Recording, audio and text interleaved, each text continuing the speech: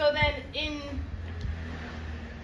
I don't know, less than a year of kindergarten, I then started elementary school. New Zealand is a bit different in that the day you turn 5 years old, you go into first grade. So you could turn 5 in February, turn 5 in April, August. The day you turn 5 years old, you go into first grade. Okay. And at that point, I didn't know this until much later, but the parents in my school got together and wrote a letter to the school to say that they didn't want Tiffany Liu attending their school because they didn't want somebody who was Chinese. And this school was very white. It was Anglican, all girls, very prestigious school. Okay, so they were very careful about who they wanted their children to associate with. So you say they all the parents get together, wrote a letter, told the school that they don't want a non-white student. Yes. Yes. You. Me. Okay. And I do remember also when we were little, my mom would pack these great lunch boxes. Even our drumsticks, she didn't want our hands to get dirty, so she put like foil on them, and then so that we would still be very clean. But we would open up these lunch boxes, and you could just see all the kids being like, oh, like, what is that smell? Because they weren't used to eating, you know, good food, right? So, but slowly, or maybe not so slowly, they ended up liking me. Now, I was a very well-behaved girl. But eventually they started calling me the walking calculator, the walking dictionary, the class mother, because I was very smart as a second grader can be, right? So the school eventually would then ask me to go and represent them in the city hall. I played piano and did all of this stuff. So obviously they eventually did like me, but initially not so much.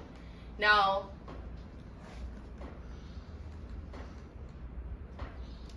knowing this story about me, okay, a little bit about my childhood, has your initial idea about me changed? Okay, what you wrote down on your piece of paper, has that changed? Okay, I see some of you writing down, thank you. Is there any of you that want to share right now? Or not yet? Okay, not yet. Okay. We then moved back to Taiwan when I was 9 years old. So I was in New Zealand for 7 years, and then back to Taiwan.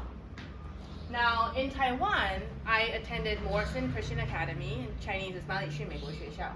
Okay, but I had very, very limited Chinese ability. So my parents did try putting us into public school, and it was failure, right? Like we couldn't understand anything. So we went to Morrison, and it was very North American. Some international schools in Taiwan are more European. Morrison is North American. But surprisingly, I still had so many language issues, even though I spoke English fluently. For example, in New Zealand, we call 立可白 twink. But in America, they call it whiteout. Okay, so even just something as small as this would constantly remind me that I am different from everyone around me. It wasn't until also later that I learned that twink also has like homosexual meaning to it. So of course the kids maybe didn't know that, but what they did know is what in New Zealand we call eraser, 那个橡皮擦, we call it rubbers, right? And then in the British system, right? And then in America they call them erasers. But in America, erasers also means 保险套, condoms. Oh, sorry, rubbers means 保险套, right? So just little things like that, like Jello, jelly, French fries, chips, like just little things. And as a fourth grader who was used to an all-girls school environment with matching uniforms, going to a school that was American, there were boys in my class, it was really, really uncomfortable. And constantly I was reminded that I was so different. The other thing was in fourth grade, we had two teachers. We had one teacher, Miss Deacon, and she was from Southern America, so she had this drawl when she talked. And the other was a very proper lady from England. And I remember on the first day of class, Miss Deacon said, "All right, y'all, take out your crayons." and then they're looking like cranes. Like the bird crane, the truck, like 那个 crane 叫什么 ？Like 吊车 right? Like a crane. Like why do you want to? 是鸟 right? 一种鸟.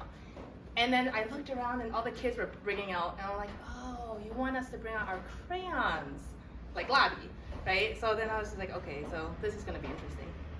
And then also, because I grew up in the British system, I was very used to the English style of teaching. So all of my classmates hated the English teacher because she was very stern, didn't smile a lot, but she was who I was comfortable with. So then they started calling me the teacher's pet, right? Not thinking that, oh, maybe this is what she's used to. As kids, they just see, oh, you always go to that teacher and she loves you and always da da da da da, right? So without understanding it, these were all cultural issues that I was dealing with, but I didn't know.